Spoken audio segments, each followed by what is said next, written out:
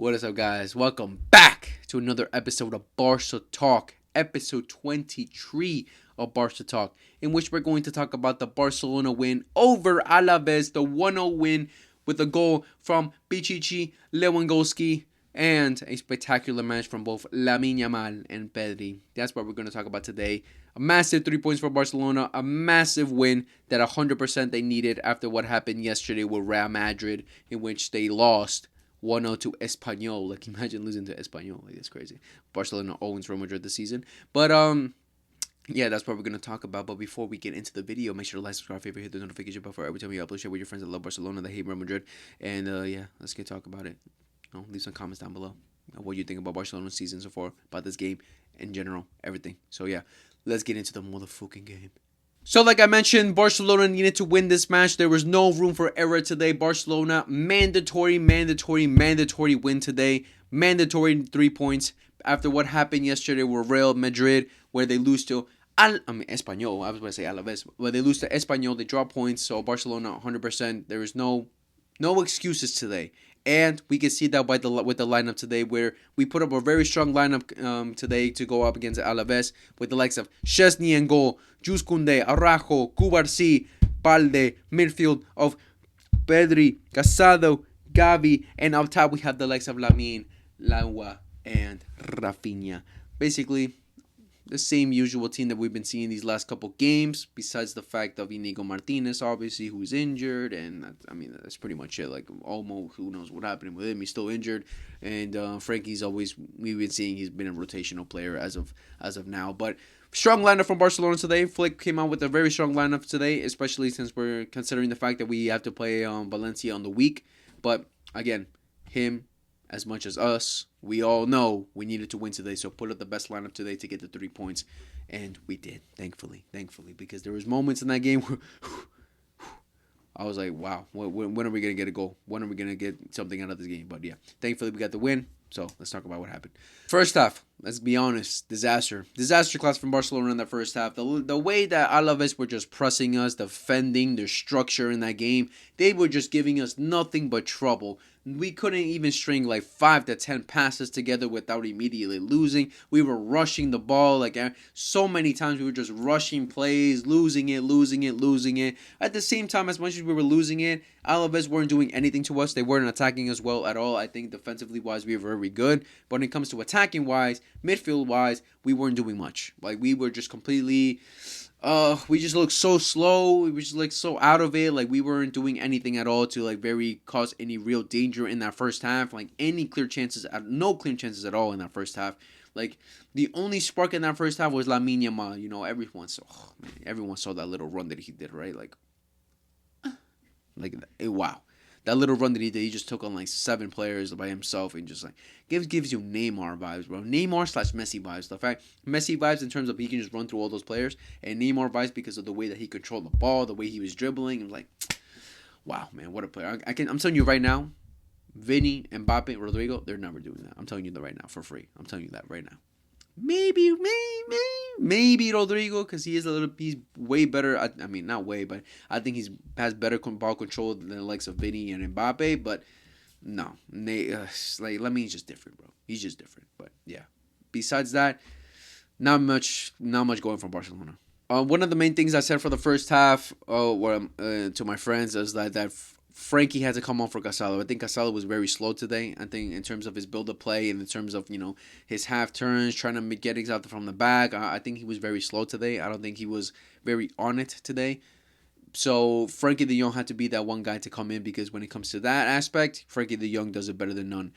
So I think that was the main change that I saw that needed to be made, because besides that, like Rafinha, Lewa, they weren't very involved in that first half at all. Balde was the one trying to make the main threats on the left, trying to make runs up and down, but at the same time, they were defending us very well. Pedri, Casado. Obviously, Gavi came off early in the game because of a little head injury.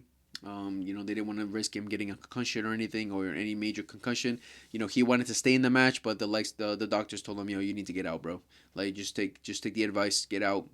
don't risk anything. And I remember seeing at one point even Rafinha going over to his ear, be like, listen to them, get out the match because it's for your own good.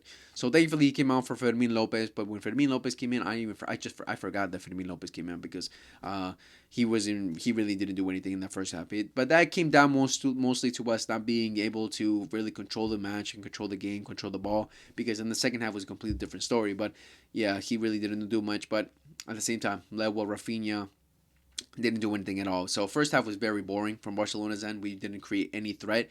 And I think if Gavi may have stayed at the game, I think we would have seen a little bit more because he brings that aggressiveness. He brings that front foot kind of football that you would need in these kind of moments where it's slow and we're struggling to control the ball and recovery wise. But again, do what you got to do to continue the match going, even if he comes off. But yeah, first half not great for Barca at all. Moving on to the second half, though, it was a completely different story. Flick makes some immediate changes. He takes the likes of Araujo and Casado off for Frankie de Jong and Eric Garcia. I think Araujo just came off just because he already had a yellow, and we didn't want to take any risks because as much as Alaves were defending well, they had a very good structure against our midfield and our attack.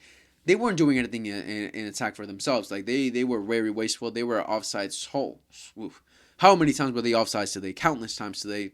That just shows the amazing, offside trap from Barcelona. But yeah, their attack was awful today. They didn't cause many threats. But you never know. You never know. At some point, they could get through once, and then you don't want to take any risk with Alex Araujo because Araujo got a yellow card for slapping a player because he was trying to make a run himself, and he already did that play before. So you don't want to take a risk. Let's see, he gets beat once, and then he takes a risk like that to, get a red card. So it was smart from Flake to take him off for Eric Garcia. And I think for me, as I've been saying it for a couple weeks now, that Eric Garcia has impressed me in terms of how he's played under Flick so far. He's definitely improved. He's definitely showing a little bit more of maturity in terms of his defensive play. Like he's not as rash as he was before. So I had no problem with Eric Garcia coming on for Araujo.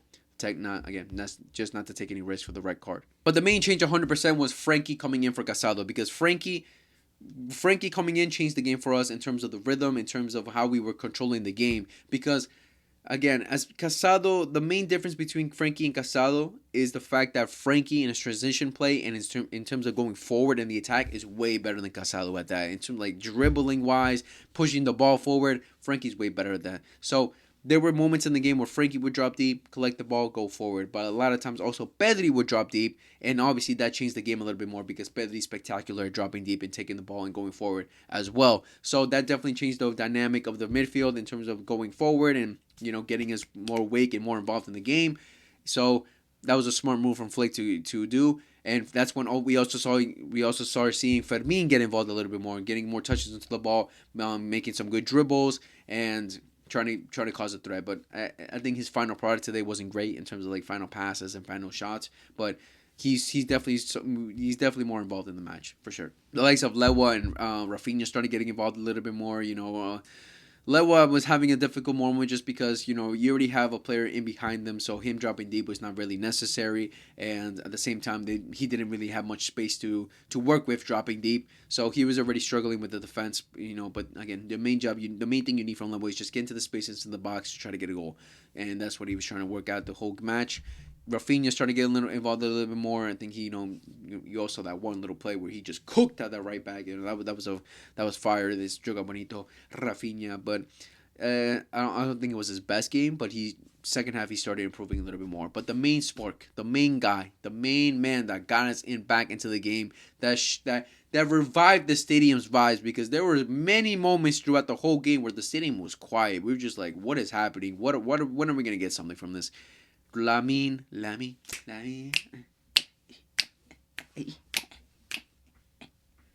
Woo! Lamine Yamal. Oh, man, again, a spark. The way he was just cooking the defenders, just showing with ease how easy it is to get through them. He did 2 Maradonas or roulettes, whatever you want to call it. Maradonas, that's what I call it. He did it twice in that game. He was just cooking the defense, getting through, creating the spark to try to get something from this game where it was in many moments showing that it was going to lead to nothing, that we were going to struggle to even get a goal. And he was the one just getting us back into the game, taking some shots, making some plays, because, again, the one thing I've been giving a lot of props to Lamine and Juice Kunde's relationship, how much it's improved. But Juice Kunde today was out of it. Like he didn't have a great match today. Like his connection with Lamine today was a little bit off because Kunde trying to make overlap runs but it mostly came down to Alaves having great defense and having a great structure in defense because anytime they double teamed Lamine, they immediately saw Juice Kunde trying to make the run, so they stopped him or they didn't give him much space to work with. So Juice Kunde wasn't much involved, so it was all Lamine on that right side. He was the one cooking and trying to create them as much danger as possible. But oh man of the match 100% goes to Lamine Yamal. He was spectacular today. As much as he was spectacular, the likes of Pedri was also another game where Pedri just steps up when needed. Like first half they struggled, the whole midfield struggled, the whole team struggled. But second half we woke up because of the likes of Pedri and Lamine. But Pedri in that midfield again is involved as much as possible. The amount of recoveries he made today, the amount of chances he tried to create, the chance that he created for Lamine Yamal to whip it into the box for Lewandowski to get his goal. It's just Pedri. It's just classic Pedri. But what you get from Pedri is just control of the game, control of the tempo. Gets the players to get into the right spaces because he just controls it. He knows when to, move the ball. He knows when to make the pass. And again, a spectacular game for Pedri today, bro. He was all over the place today in the midfield. And man, without him today, we would have not got back into the game because, again, the main question that I have is why is Pedri not taking all of our set pieces? We know how precise and accurate his long balls are, his crosses are, his short passes, everything are so always amazing. Why is he not taking our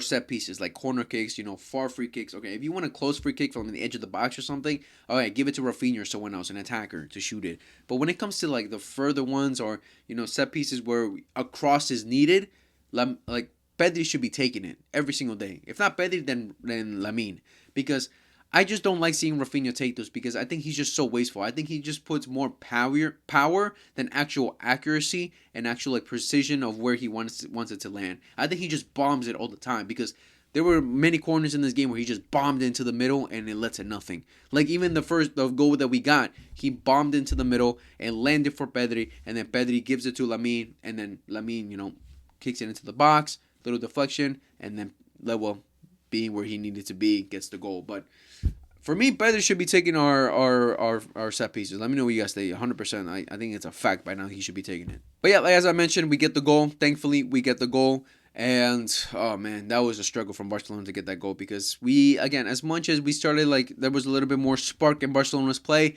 we weren't really getting many clear chances at all. Lamine's, the only really clear chances I can think of is a header that Lewa, wait, I'm trying to remember now. I think that was in the second half. I think it was in the second half. Lewa had a header and he just hits it wide.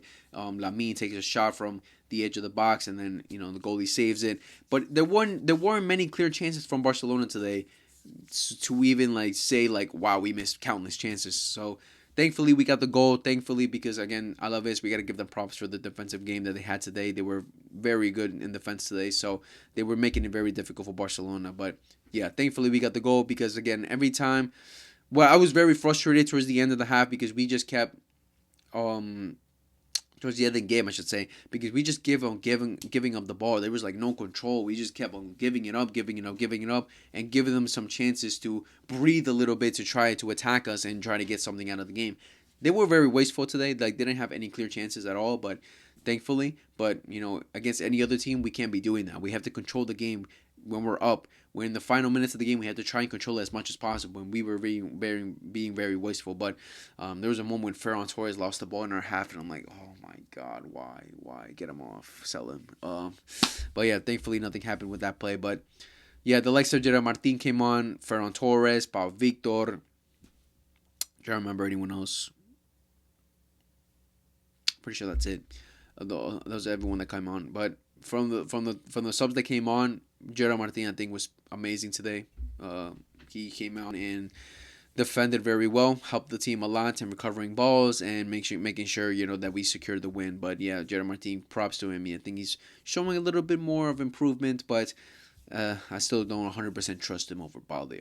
That's for sure. But yeah, good from him. Good little cameo from him. Ferran Torres and Pau Victor really didn't do much at all. Ferran Torres had more minutes than Pau Victor and did nothing. But Pau Victor had 4 minutes to come in too, so he really couldn't do much. But yeah, great win from Barcelona. Honestly, very needed. Also, gonna say that Szczesny, the way he comes out of his the box, it just scares me the hell out of me because, wow, I think that scares a lot of our Barca fans. But we'll see what happens with that situation with the goalkeeper because, again, as I said, the main thing for me, just don't rotate keepers week in week out. Pick one, and Flick has confirmed that Szczesny will be our starter from now on. So, all right, cool, not bad.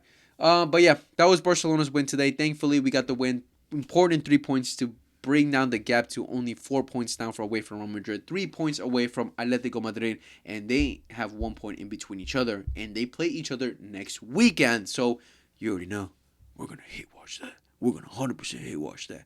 I'm excited to watch that game. I will most likely be streaming that match, but I'll let you guys know. That's why I said follow my socials down below so you know if I will. But yeah, from that match, obviously a draw benefits us a lot more.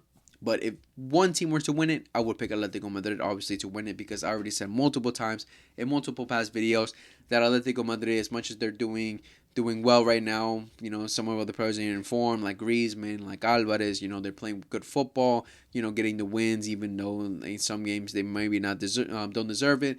I think they're most likely to easily drop points compared to the likes of Madrid. If we give Madrid that security of, a good gap, then I see more probability of them not dropping points compared to Atletico Madrid. So if one team were to win, Atletico, but I prefer a tie, like we saw last year. So hopefully that happens. Hopefully we'll see what happens. It should be a good match, but a lot of hate watch to come. A lot of hate watches are coming up right now, especially for Madrid. So obviously the derby, the Madrid derby, and Madrid had to play Manchester City. Exactly what I wanted. Exactly what I said in the last Barca Talk. Hopefully Madrid gets City, and they did. As much as City are in bad form, as much as City are playing bad, it's still Pep Guardiola.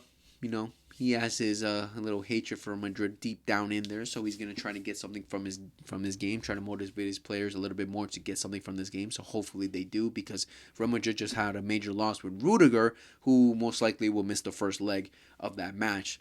So we'll see what happens there, because this season Ancelotti has shown when tactically wise he gets outsmarted and outclassed a lot, and he has relied on individual talent a lot this season. So hopefully that happens again, where we'll see what happened in the 4-0 match at the Etihad. Hopefully again he just gets tactically outclassed by Pep Guardiola. We'll see what happens though.